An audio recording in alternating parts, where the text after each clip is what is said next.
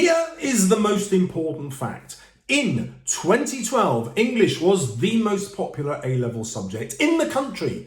In 2022, it was the 12th most popular subject. Why is that? What does it have to do with AQA, and how can we change it? Well, the massive decline started in 2017, which is not a coincidence. That's when the new GCSE exams came in. And what's happened? Students have gone, well, we really hate the GCSE that we're taking, and instead we're going to take other subjects like sociology and psychology, which are now number 5 and number 2 in popularity. These are not students who are opting for sciences and maths. English students are now saying, no, we want to do anything else that isn't English. So let's start with the exam criteria, what you're working towards. Ofqual, who run all the exam boards in the country, have done loads of research. How accurate is the marking? And they take a senior examiner, and then they take a range of other examiners, and they match up their grades for the same pieces of work. And guess what they found? Literature is the least accurately marked subject in the country, closely followed by English language.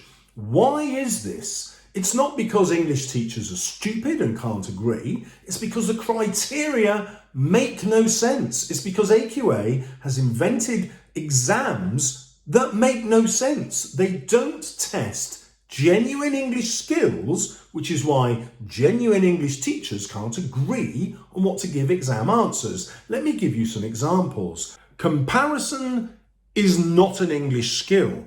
Asking students to compare two poems is not a thing that English students need to be good at. Understanding poetic technique and how the poet might craft a poem, being able to write a poem, being able to understand how a poet develops their point of view in different poems, all those are genuine English skills. But no, we don't ask our students to do any of those. So they just study superficially two poems and then make superficial comparisons between them, which never get to the heart of the matter. Poems just become a mass of techniques that students have to spot and then compare to another mass of techniques in another poem. It's soul destroying. It kills the student, it kills the teacher, and it kills the poem. And it's not even English. Writing an essay starting with an extract. Not the way any English teacher in the history of the universe would ever have written an essay. Why? Because essays have to form a coherent argument. You can't write a coherent argument if you start with the extract, unless the extract is the very beginning of your text. Starting with the extract is killing English writing, and it's killing students' ability to understand the whole text and the purpose of the author. And the whole reason to read the text is to kind of have a relationship with the author's ideas. Well, you can't have that proper relationship if you have to write nonsensical essays that don't build an argument and therefore don't make sense. And now let's think about the language exam. There are basically 4 kinds of writing that any good English practitioner would need to be able to do. Can you write a story? Can you write something persuasive? Can you write something entertaining and interesting? And can you write poetry? Those are basically the 4 things. However you want to jazz them up with loads of different text types, it's basically those 4 things you need to be able to do. When you have to sit the exam, however, there's only one of those that you do, which is the persuasive piece. Everything else is totally ignored, which means it's totally ignored in the curriculum. In the years before AQA trundled out this exam system, students would write 1 or 2 stories every single year. They would write a series of poems every single year. They would write autobiography. They would write blogs, things to get published on school websites. They would write stuff that they would be personally interested in.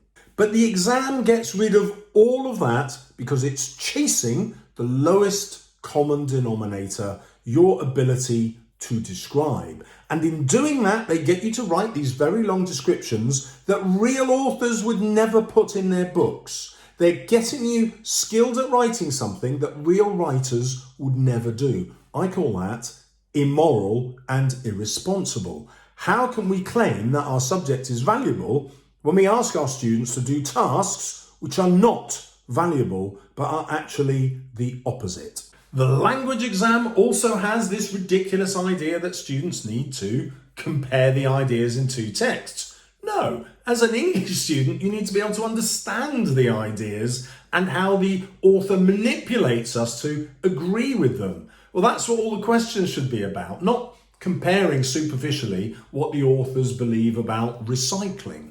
Nobody cares how the texts are different or similar. Like, nobody literally cares, not even the examiners. It's just some made-up task that makes no sense, that in the real world people would never do. But it would be so easy to come up with real tasks. What does this writer think? How are they manipulating you to try and agree with them? Are they actually as persuasive as they think they are? Now, obviously, AQA haven't designed their exam to be nonsensical in this way, but it's been running since 2017, and many years, most years, people do 2 language exams and the literature exam. So AQA has a whole massive data set where they can tell whether this exam is working or not working. Is it leading to students becoming better writers and students of literature or not? Well, if you make international comparisons, then the answer is no. When we compare ourselves internationally on internationally standardized tests,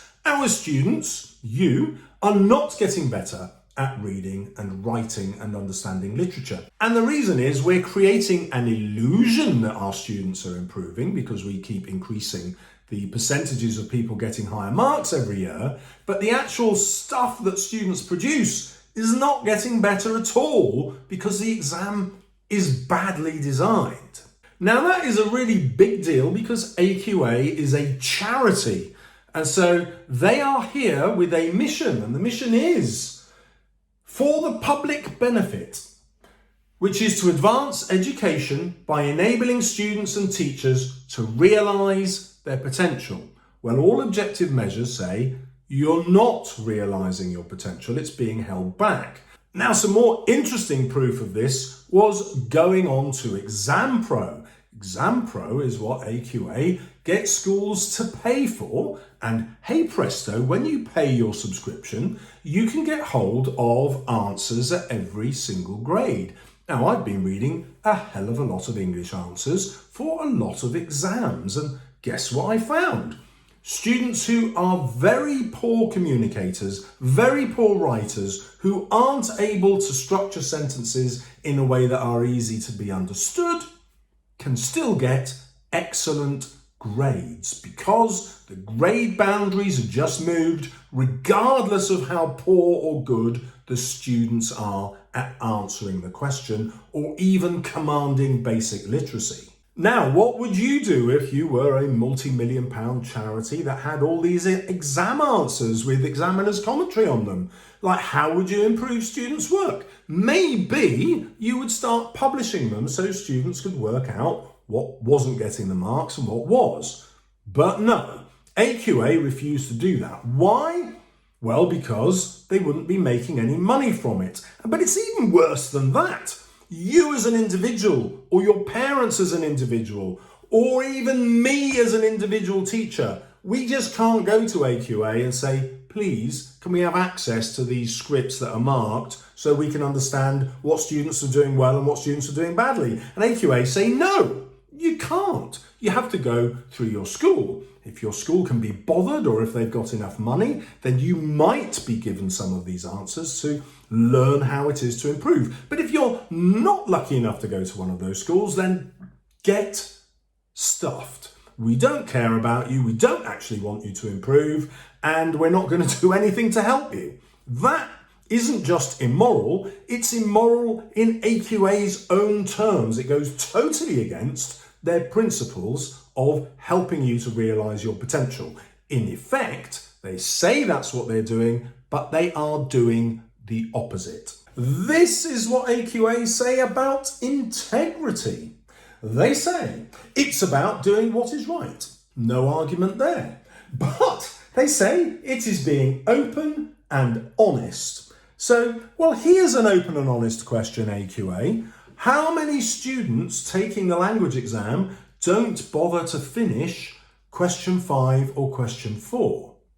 Well, I wrote to them and asked them, and they said, Mr. Salles, nice question, but because we are a charity, we do not have to give you this information. And therefore, in the interests of being open and honest, we can tell you to get stuffed.